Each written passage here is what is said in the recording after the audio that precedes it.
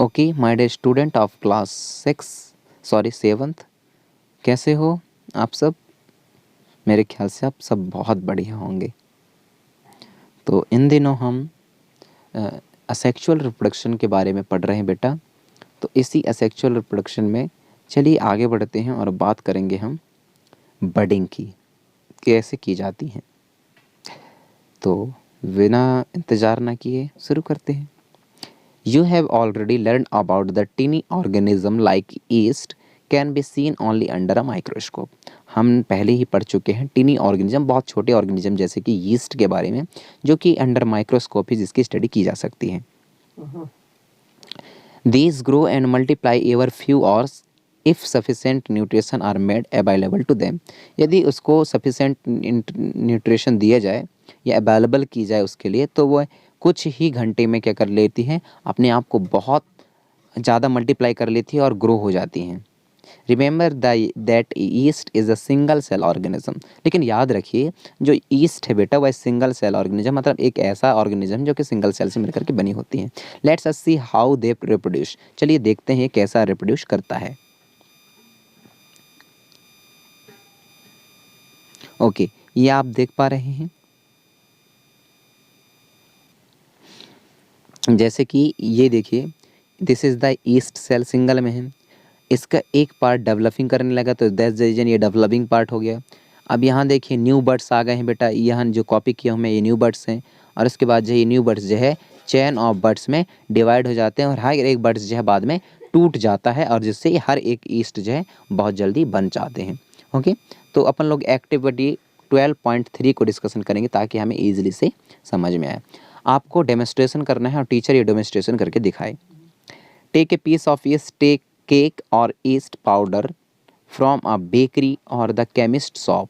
Chemist shop से yeast लेनी है या ईस्ट केक में के पाउडर से भी आपको कुछ पीसेस लेनी है। Take a pinch of yeast and place it in a container with some water. इसके बाद क्या करनी है बेटा, उस ईस्ट को किसी कंटेनर में रखने के बाद कुछ वाटर उसमें मिला देनी है।